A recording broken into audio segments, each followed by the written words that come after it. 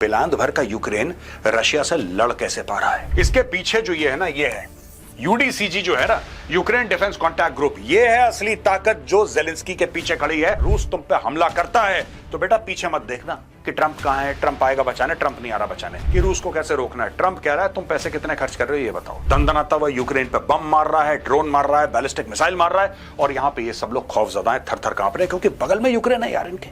Russia ने अब पलटवार शुरू कर दिया, और एक दिन का पलटवार नहीं है, ये लगातार दर लगातार हफ्तों चलेगा। भारत के तो बस का नहीं है कुछ बनाना, और अचानक भारत बना रहा है हथियार, और वो हथियार चाइनीज हथियारों को फेल कर दे रहे हैं। आकाश चाहिए तुम्हें, पिनाका चाहिए तुम्हें, ब्रह्मोस चाहिए तुम्हें, क्या चाहिए बताओ।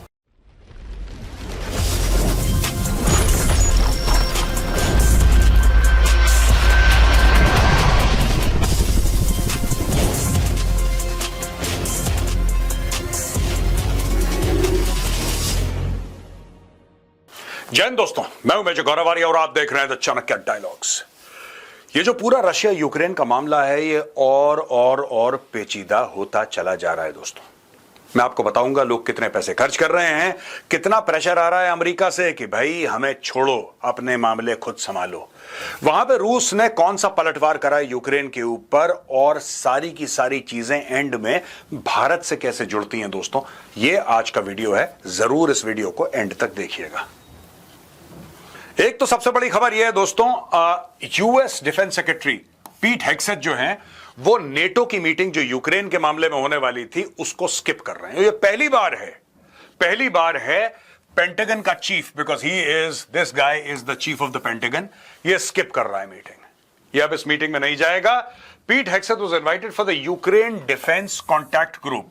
ये Ukraine defence contact group, UDCG, ये ग्रुप है दोस्तों जो कि 2022 में एस्टैब्लिश करा गया था, और 2022 में एस्टैब्लिश करने के बाद इसके यूएस ने मोर देन 50 मेंबर नेशंस को एक साथ लिया। मोर देन 50 मेंबर नेशंस, 50 देशों को प्लस यूएस। ये बोला कि साहब फंड इकट्ठा करो, हथियार इकट्ठा करो, यूक्रेन जो है लड़ेगा रूस के साथ। आपने कभी ये सोचा है, हजारों दर हजारों लोग मर गए, लाखों यानी कि मिलियंस की तादाद में लोग बेघर हो गए, कि इतने सालों से लड़ाई हो रही है, 3 साल से ऊपर हो गए, जेलेंस्की पीछे हटने का नाम नहीं ले रहा है।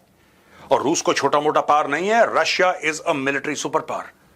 फिर इतना बिलांद भर का यूक्रेन रशिया से लड़ कैसे पा रहा है? कभी आपने ऐसा सोचा है? क्या इसमें बहुत सारी बहादुरी है यूक्रेनियंस की? जरूर होगी, मैं मना नहीं कर रहा, जो लड़ाई लड़ता है बहादुर तो होता ही हो, लेकिन इसके पीछे जो ये है ना, ये है यूडीसीजी जो है ना, यूक्रेन डिफेंस कॉन्टैक्ट ग्रुप। ये है असली ताकत जो जेलेंस्की के पीछे खड़ी है, जिसमें 50 से ज्यादा देश हैं, और ये लोग पैसा दे रहे हैं। कितना पैसा दे रहे हैं ये भी देख लीजिए।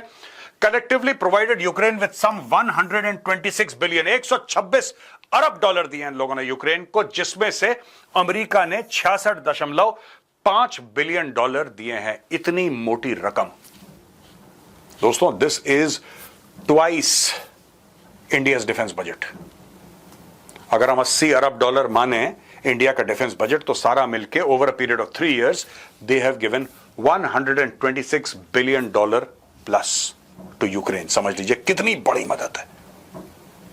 और इतना सा Ukraine in front of Russia, हथियार, latest weapons, latest cutting edge western technology इन्होंने दे रखी है, और ये लड़ रहे हैं। वहां पे स्पेशल फोर्सेस हैं, वहां पे नेवी सील्स हैं, वहां पे डेल्टा फोर्स हैं, और सब लोग एडवाइस कर रहे हैं। सब लोग एडवाइस कर रहे हैं कि ये हथियार कैसे चलाना, ये तुम्हारी टैक्टिक्स होनी चाहिए। इसलिए जेलेंस्की आज तक खड़ा है, वरना जेलेंस्की भाई साहब 3 महीने के अंदर निपट चुका होता। अब देखिए साहब, Hegseth turn leadership of the UDGC over to Germany and United Kingdom in February and said that Washington would no longer play a role in the monthly meetings. ये जो मंथली मीटिंग होती थी उसमें वॉशिंगटन लीड करता था। जब Joe Biden राष्ट्रपति था, ये सब लोग लीड करते थे। पीट हेग्सेथ बना डिफेंस सेक्रेटरी, उसने मना कर दिया। पीट हेग्सेथ ने बोला देखो भाई, साफ सीधी बात है, ठीक है, तुम अपना खाओ, अपना बिल दो, हम अपना खाएंगे, अपना बिल देंगे। Why should we fund? Why should the United States of America fund Ukraine? तो अब ये बाकी देश हैं, ये मीटिंग कर रहे हैं, पीट हेग्सेथ ने अपना हाथ पीछे खींच लिया। वहां पे दोस्तों वही बात चल रही है कि अपना अपना खाओ, अपना अपना बिल दो। 5% डिफेंस स्पेंडिंग। अब ये पिछले 2-3 दिन से हम लोग डिस्कस कर ही रहे हैं द चाणक्य डायलॉग्स में। लेटेस्ट न्यूज ये है कि Pentagon chief confident NATO will commit to Trump's defence spending target.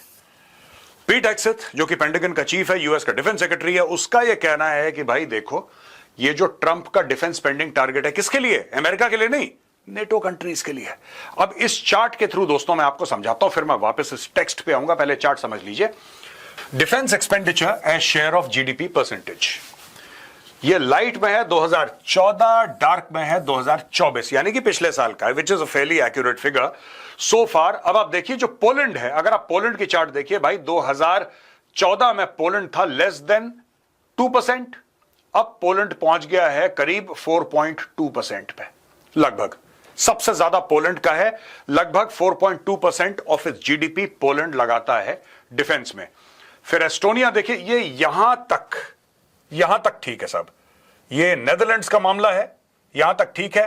फिर यहां पे आप देखिए अल्बानिया, मोंटेनेग्रो, स्लोवाकिया, ये स्लोवाकिया तक, ये जो एरिया है इधर तक सब ठीक चल रहा है। फिर आप देखेंगे ये वाला इलाका, ये सब नीचे है, ये सब नीचे जा रहे हैं। यानी कि ये जो नेटो की गाइडलाइन है कि मिनिमम आपका 2% जीडीपी का बजट होना चाहिए डिफेंस का, वो भी ये लोग मीट नहीं कर पाए। ट्रंप ये कह रहा है कि पोलैंड जो है, पोलैंड का भी लगभग यहां पे होना चाहिए 5%, लगभग यहां पे 5% आता है। 5% जीडीपी करो तब तुम रूस से लड़ पाओगे, और अगर रूस तुम पे हमला करता है तो बेटा पीछे मत देखना कि ट्रंप कहां है, ट्रंप आएगा बचाने, ट्रंप नहीं आ रहा बचाने। जैसा मैंने शुरू में बोला था दोस्तों, अपना खाना खाओ, अपना बिल दो, right? US Defense Secretary Pete Hegseth said he was confident that members of the NATO alliance would sign up to Donald Trump's demand for a major boost in defense spending. The US president has for months said that he wants NATO allies to boost investment in defense to 5% of GDP. अब चक्कर क्या है मैं आपको ये भी समझा देता हूं, ठीक है ना? Trump to attend NATO summit in The Hague with defense spending demands set to dominate. ये ट्रंप इसलिए आ रहा है, ट्रंप इसलिए नहीं जा रहा वहां पे। आप एक बात सोचना है, 4 जून की खबर है, ट्रंप वहां पे इसलिए नहीं जा रहा कि रूस को कैसे रोकना है। ट्रंप कह रहा है तुम पैसे कितने खर्च कर रहे हो ये बताओ। इसमें एक फैक्टर पीछे जो फिलॉसफी हो सकती है कि भाई यूएस पे लोड ना पड़े, तुम अपना खाओ, अपना बिल दो, ठीक है। लेकिन यूएस को यह लगता, अब आप देखना ना यहां पे इंडिया का क्या फैक्टर है, आप देखना, ये जब लोग अपना 5% करेंगे, माना, एक मिनट मैं आपको यहां से क्लियर कर देता हूं, और ये आपको क्लियर है कि ये लोग ये नीचे वाले हैं, ठीक है ना, इस लाइन के नीचे वाले हैं। अब आपको अगर ये समझाऊं मैं कि ये 5% है फॉर एग्जांपल, तो ट्रंप ये कह रहा है कि सब के सब यहां पे अपना डिफेंस बजट ले आओ, यही तो कह रहा है ट्रंप। यानी कि अगर सारे देशों को मिलाओ, सारे देशों को, तो दोस्तों ये पहुंच जाएगा hundreds upon hundreds of billions of dollars. ये अपना डिफेंस बजट क्यों बढ़ाएंगे? कारण क्या है इनका बढ़ाने का? इनके प्राइमरीली 2 थ्रेट्स हैं भाई। एक थ्रेट है इनका रशिया, और एक थ्रेट है इनका चाइना, और इसको ये मानते हैं कोल्यूसिव थ्रेट, यानी कि दोनों एक ही थाली के चट्टे बट्टे हैं, ऐसा ये लोग मानते हैं।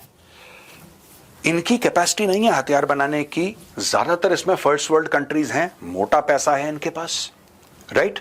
तो ये हथियार खरीदेंगे किससे? अगर इन्होंने डिफेंस बजट बढ़ा लिया, जो कि नेटो चीफ रट says members moving towards 5% spending target, ये कह रहे हैं नेटो का चीफ कि हां हम लोग कह रहे हैं यार, हम लोग करेंगे 5% करेंगे, 5% ऑफ जीडीपी, 5% ऑफ जीडीपी, समझ लो क्या लेवल होगा स्पेंडिंग का। ट्रंप के मुंह में पानी आ रहा है। ट्रंप कह रहा है कि देखो यार, रशिया से खरीद नहीं सकते, चाइना से खरीद नहीं सकते, तो खरीदेंगे किससे?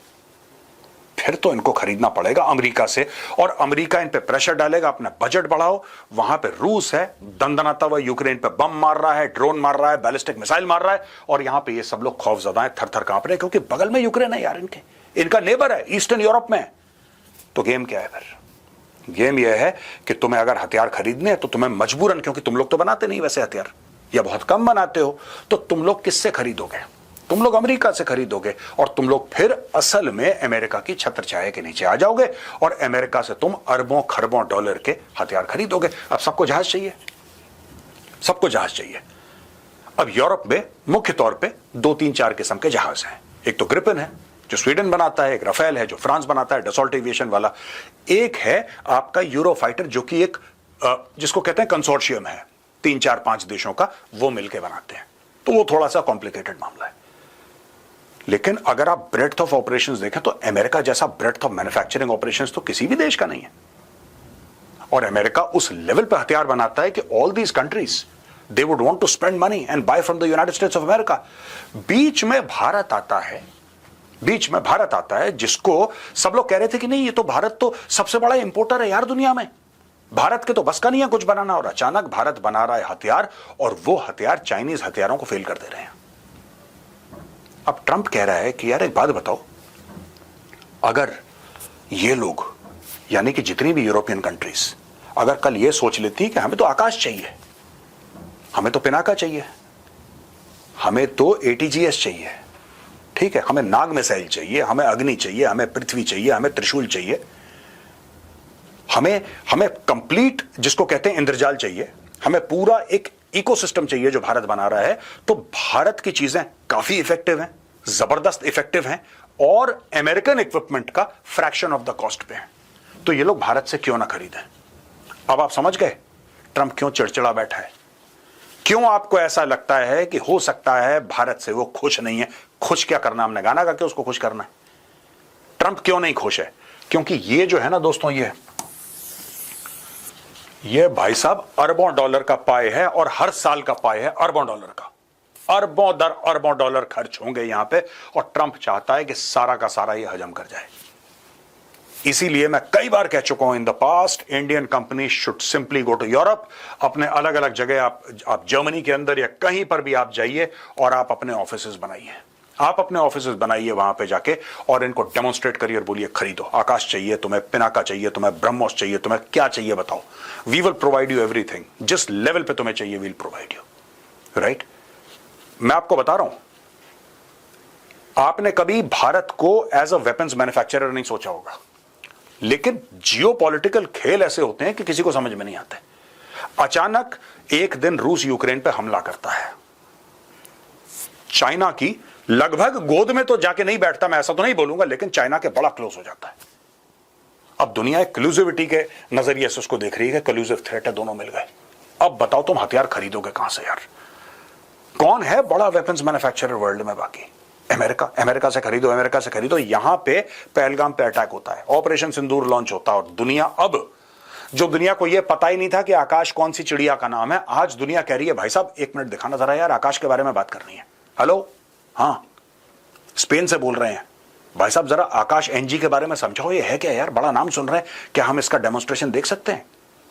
ये सारी चीजें चल रही हैं दोस्तों, और ये जो बड़ी पाए है ना पूरी, ये यूरोपियन कंट्रीज की, इस पे ट्रंप की नजर है, और मुझे ऐसा लगता है कि भारतीय कंपनियों को यहां पे कूद जाना चाहिए, बिल्कुल कूद जाओ, और डेफर्ड पेमेंट्स में भी देना है दे दो, कोई बात नहीं, सॉवरेन गारंटीज होती हैं, पैसा आपका कहीं नहीं जा रहा, आप दो इनको, बोलो क्या चाहिए तुम्हें।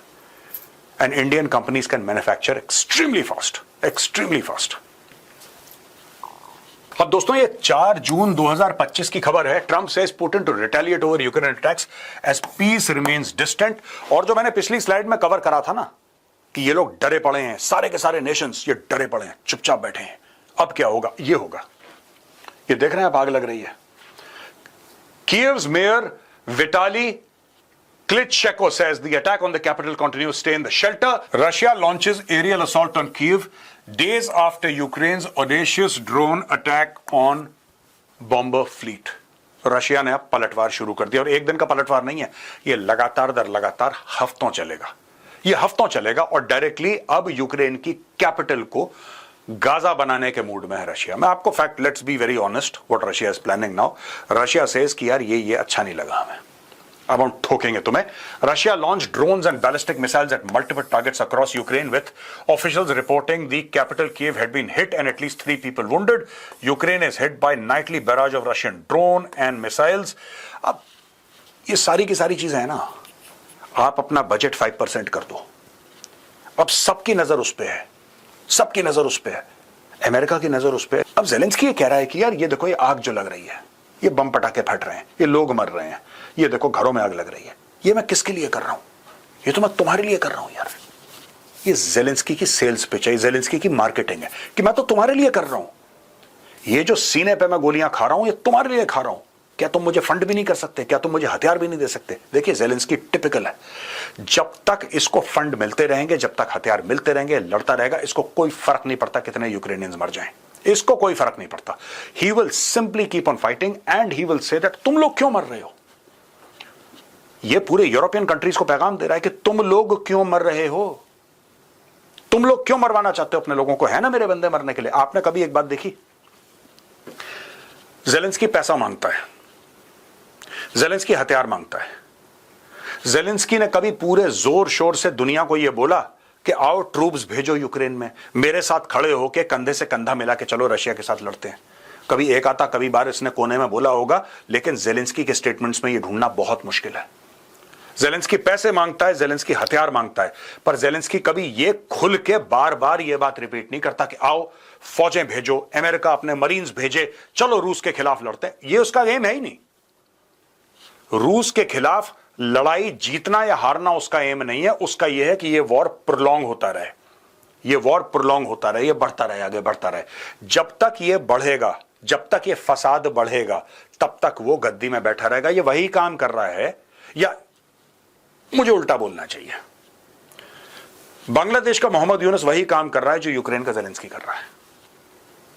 ठीक है, मोहम्मद यूनुस का भी यही है कि जब तक बांग्लादेश में प्रोटेस्ट चलते रहेंगे, जब तक फसाद चलता रहेगा, कुर्सी पर बैठा है, जिस दिन इलेक्शन हो गए लोग रफा दफा कर देंगे। यही स्टोरी ज़ेलेंस्की की है।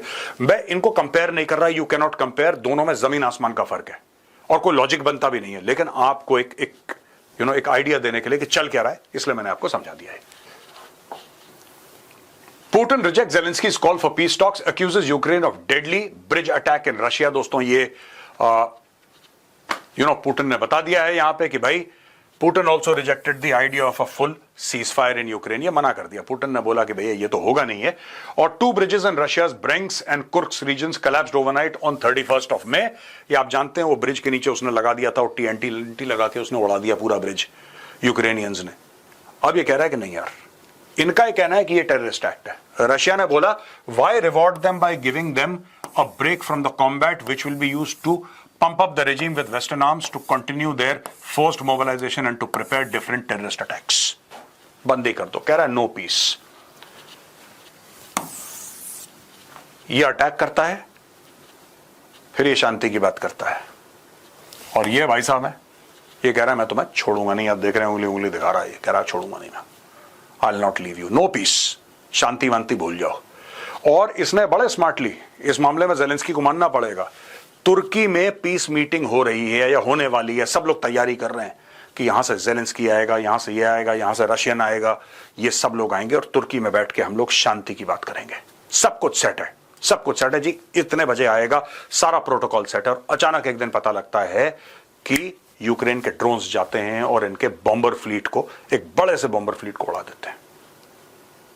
इसका मतलब देखिए, बात सीधी है, ये अटैक पहले भी कर सकता था। इसने बिल्कुल पीस समिट के पहले क्यों करा ज़ेलेंस्की ने? क्या हम ये मान के चलें कि ज़ेलेंस्की नहीं चाहता है शांति? और क्यों नहीं चाहता है? क्योंकि इस पूरे वॉर में दोस्तों, हर एक वॉर की एक इकोनॉमी होती है। जो लंबे वॉर चलते हैं ना, खासतौर से उनकी एक इकोनॉमी बन जाती है। कई लोग हैं जो अरबों खरबों पति बन जाते हैं बिकॉज ऑफ वॉर, क्योंकि हथियारों का इस्तेमाल होता है, जान माल का नुकसान होता है। अभी तो यूक्रेन के और रशिया के बीच में जब लड़ाई खत्म होगी, उसके बाद एक और कमाई शुरू होगी, रीबिल्डिंग ऑफ यूक्रेन। उसमें भी अरबों डॉलर के कॉन्ट्रैक्ट जाएंगे। भाई साहब, यूक्रेन तो उसने खत्म कर दिया ना, बहुत इलाके खत्म कर दिया, अब इनको रीबिल्ड करना पड़ेगा। पहले आप पैसा दो बम पटाखे के लिए, मिसाइल के लिए, ड्रोन के लिए, उसमें खरबों डॉलर खर्च करो चीजों को बर्बाद करने के लिए, फिर खरबों डॉलर खर्च करो उन्हीं चीजों को दोबारा बनाने के लिए। यह सब होने वाला है, मैं आपको आज बता देता हूं, आप नोट कर लेना। दोस्तों, बहुत बड़ी खबर आई है और ये टाइम्स ऑफ इंडिया ने कवर करी है। आप देख सकते हैं यहां पे, make in India Rafale soon, Dassault ties up with Tata to make Rafale fuselage in Hyderabad. ये फ्यूजलाज होता क्या है, सबसे पहले मैं आपको ये बता दूं। ये जो मेन बॉडी होती है ना किसी भी एयरक्राफ्ट की, ये this entire thing, this is called the fuselage. ये बेसिकली सिलेंडर टाइप का होता है, लंबा सा, ये हॉलो होता है अंदर से, and the aircraft is generally it's hollow just to make it light, कि हल्का रहे। और ये इसका पूरा जो राफेल का जो फ्यूजलाज है वो बनाएगा टाटा एडवांस सिस्टम्स लिमिटेड। ये कंपनी है, टाटा की कंपनी है, ये बनाएगी manufacture fuselage. Main body of the aircraft excluding wings and tail of Rafale fighters at Hyderabad. आपको ये पता है कि ये राफेल एम है। राफेल एम के 26 राफेल एम का कॉन्ट्रैक्ट भारत ने साइन करा है फ्रांस के साथ, और डसॉल्ट एविएशन इनको सप्लाई करेगा। तो इसमें कई सारे पार्ट्स, भारत ने डील ऐसी साइन करी है फ्रांस के साथ कि भाई इसमें से कुछ पोर्शन मेक इन इंडिया भी हो, right.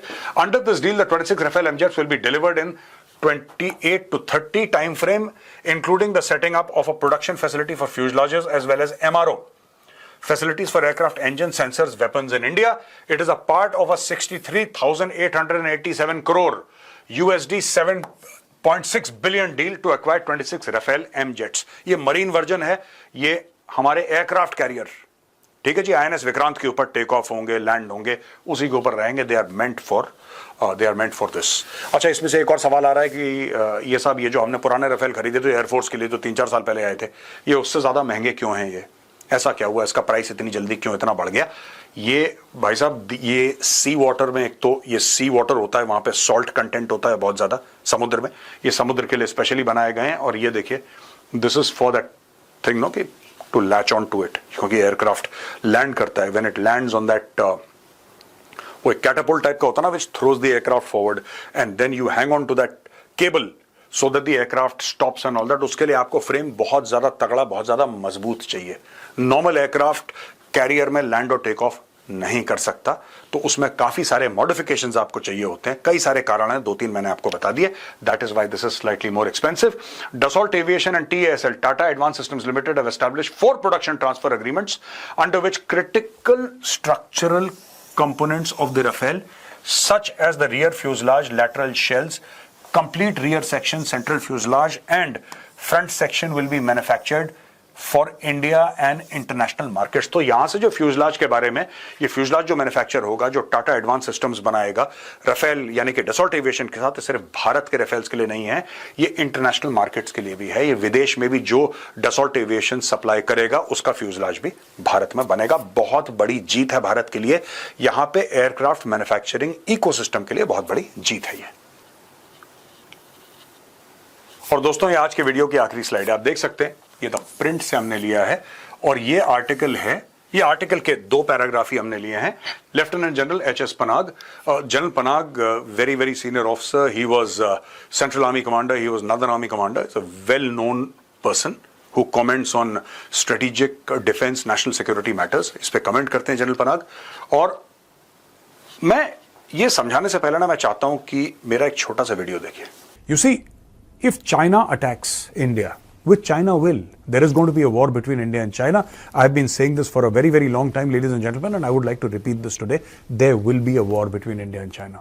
It could happen in the Himalayas, it could happen in the seas, it could happen in both the places. I do not know, but a war is coming. It's going to happen. And at that time, you need to have friends who are fully armed and who also have serious issues with China. आज मैं आपको पूरा analyse करके बताऊंगा कि issue क्या है. फिर मैं इस बजट को जोड़ूंगा कि यूके का गला क्यों सूख गया है. हमसे नहीं, लेकिन यूके का आर्मी चीफ कह रहा है कि अगले 3 साल में लड़ाई होने वाली है, तैयारी कर लो. मैं क्या कह रहा हूं? मैं गला फाड़ फाड़ के कब से चिल्ला रहा हूं कि चीन के साथ लड़ाई होने वाली है, चीन के साथ लड़ाई होने वाली है. आज नहीं तो 5 साल, नहीं तो 10 साल के अंदर भारत और चीन भिड़ेंगे. और वही चीज यूके के बारे में कह रहा है, चीन के बारे में नहीं कह रहा होगा ये, लेकिन वो कह रहा है जंग होने वाली है. They say that it has to go up 42 से हमें ज्यादा स्क्वाड्रन्स चाहिए. आजकल हम बात कर रहे हैं कल्यूसिव थ्रेट की. What is collusive threat? एक जमाने में हम कहते थे एक तरफ पाकिस्तान है, एक तरफ चाइना है. अब वो दोनों मिल गए हैं. That is collusive threat. जब हमला होगा, मिलके होगा. क्यों? इसलिए क्योंकि चाइना अब पाकिस्तान को कह रहा है कि हम तुम्हें 5th जनरेशन फाइटर्स देंगे. चाइना कह रहा है पाकिस्तान को कि तुम चिंता मत करो, तुम फुकरे हो, तुम भिखारी हो, तुम्हारे पास 2 टके की ना औकात ना पैसा, लेकिन कोई बात नहीं, इंडिया को परेशान करने के लिए हम तुम्हें लेटेस्ट फाइटर जेट्स देंगे. पाकिस्तान कह रहा है ठीक है सर, डन. आप बताओ, पैसे दो, जेट्स दो, लड़ने के लिए हम तैयार हैं. पैसे तो चाहिए हमें. मर्सनरी फौज है वो. देख लिया दोस्तों आपने, मैं बहुत समय से ये कहता चला आ रहा हूं 2 बातें. पहली चीज, हमें अपना डिफेंस बजट बढ़ाना होगा, और दूसरी चीज, चाइना के साथ युद्ध होगा. कैसे कह सकते हैं आप मेजर साहब? कैसे आपको पता है? कोई दूरबीन है आपके पास? ये दूरबीन नहीं है भाई. मैं तो बहुत छोटा हूं. I am very young and almost inexperienced in front of seniors like general HS Panag. ये तो these people are walking encyclopedias यार. They are like triple quadruple PhDs in defence. हम तो बच्चे भी नहीं हैं इनके सामने, इतने छोटे हैं. लेकिन जो पॉइंट मैं दे चुका हूं, मैं वही पॉइंट आपको दोबारा समझाने की कोशिश कर रहा हूं. A rejuvenated Pakistan likely to collude with China, plan a conflict with India in 5 to 10 years. वही आपने मेरे वीडियो में देखा कि चाइना के साथ आपकी लड़ाई होगी. आज नहीं होगी, 5 साल में नहीं होगी, 10 साल में नहीं होगी, आपकी लड़ाई होगी चाइना के साथ, ये तय है। और वही पॉइंट 5 जून को, ये तो मेरे वीडियोस में आपने डेट्स भी देखी, पुराने वीडियोस हैं, 5 जून को जनरल पनाग ने एग्जैक्टली वही बात बोली जो मैं कह रहा हूं। और the transformation of the armed forces is an inescapable necessity to establish an overwhelming technological military edge over Pakistan and to stalemate China. तो इसमें टोटल बात ये कह रहे हैं जनरल साहब कि 4% ऑफ द जीडीपी आपको लाना पड़ेगा। भारत का जो डिफेंस बजट है that is 1.9% of the GDP. Boss आपको 4% करना पड़ेगा। और ये कह रहे हैं कि the USSR beggared itself in trying to militarily compete with the US and its allies and so will Pakistan. ये भी पॉइंट मैं बार बार कहता हूं कि पाकिस्तान को खरीदना चाहिए, उसको J-35 खरीदो बेटा, मैं तो कह रहा हूं 10 स्क्वाड्रन खरीदो। पाकिस्तान की नाक से लकीरें देखिए, पाकिस्तान की इकोनॉमी फुस है, पाकिस्तान कुछ कमाता नहीं है, उसका stock market share market fraud है पूरा पाकिस्तान का, ठीक है। जितनी भी डील्स हो रही है बड़ी बड़ी सारी की सारी रियल एस्टेट की हो रही है, पाकिस्तान में कोई इन्वेस्ट नहीं कर रहा। और चाइना भी जो दे रहा है वो इन्वेस्टमेंट नहीं है। हाँ, पाकिस्तानी आपस में झूठ बोल रहे हैं, ठीक है, कि वर्ल्ड बैंक लोन देता है उसको इन्वेस्टमेंट बोलते हैं सबको, क्योंकि पढ़े लिखे लोग पाकिस्तान में बहुत कम है, तो बाकी लोग समझ नहीं पाते, सब लोग कहते हैं इन्वेस्टमेंट आ रहा है। देखिए जनरल पनाग क्या बोल रहे हैं, the probability of another conflict with the rejuvenated Pakistan with the coercive collusion of China remains high. I assess that the minimum time this could take is 5 years and the maximum 10 years.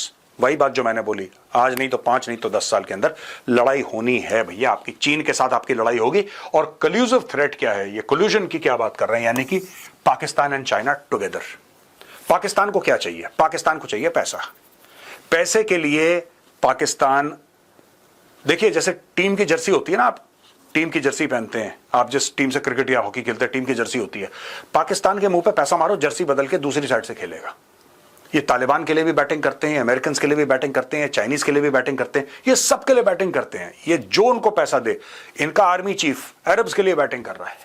मैं general Raheel शरीफ की बात कर रहा हूं, उसको पैसे मारे, वो चला गया, ठक से हमारे मुंह पे कह रहा ठीक है मैं आ रहा हूं, अभी भी वेट फॉर मी। तो भाई ये सब चल रहा है वहां पे। However, if India creates the military capacity and the capability to more emphatically defeat Pakistan and simultaneously stalemate China, the conflict will be deterred. ये भारत को करना है। और जनरल साहब ने साफ बोल दिया है 4% of GDP and he is a respected voice. सुनते हैं जनरल पनाग की, सुनी जाती है, because he is giving you facts and figures. यार वो अपने मन की बात नहीं कर रहे, वो तो फैक्ट्स एंड फिगर्स दे रहे हैं कि जी ये है, आप देख सकते हैं। एंड ये उन्होंने ऑपरेशन सिंदूर का जो पूरा एनालिसिस है that he has done of operation Sindoor, और उन्होंने बोला है कि साहब ये आपको करना पड़ेगा। तो यही बात मैं कहता चला आ रहा हूं। तो दोस्तों, जो यूरोप में हो रहा है ना, जो यूरोप में हो रहा है नेटो के साथ, वही भारत में भी होगा। आज नहीं तो कल नहीं तो परसों आपको करना पड़ेगा। चाइना बीच बीच में पाकिस्तान को बोलेगा ये करो वो करो, भारत रिएक्ट करेगा क्योंकि भारत को करना है रिएक्ट, और फिर पाकिस्तान चाइना को पूरा का पूरा डेटा देगा। चाइनीज थिंक टैंक्स और चाइनीज मिलिट्री इसको स्टडी करेंगे कि भारत का रिएक्शन कैसा है, भारत की। अब दोस्तों देखिए कि चाइना ने पाकिस्तान को मिसाइलें दी, पाकिस्तान ने वो मिसाइलें भारत की ओर मारी, भारत ने गिरा दी। आपको क्या लगता है कि ये सारा का सारा डेटा चाइना के पास नहीं चला गया है ऑलरेडी? क्या आपको ऐसा नहीं लगता है कि चाइना फिर ऐसी कोशिश करेगा कि ऐसी मिसाइल बनाए जो भारत का एयर डिफेंस सिस्टम ना कैच कर पाए? That is the entire game. Air defence का गेम ही है कि हम ऐसा एयर डिफेंस बनाए जो हर एक चीज को कैच कर ले, और वो ऐसी मिसाइल बनाए जो हमारे एयर डिफेंस से निकल जाए। That is the entire game, और गेम ऑन है। और इसलिए चाइना हर समय पाकिस्तान का इस्तेमाल करेगा, और आगे चल के भी यही होने वाला है। तो मैंने सोचा आपको पूरा बता दूं यूरोप से लेकर भारत क्या हो रहा है। ये वीडियो देखने के लिए बहुत बहुत धन्यवाद दोस्तों। अगर पसंद आए तो इस वीडियो को लाइक करिए, हमारे चैनल को सब्सक्राइब करिए, बेल आइकन दबाना बिल्कुल मत भूलिएगा। जय हिंद, वंदे मातरम, भारत माता की जय।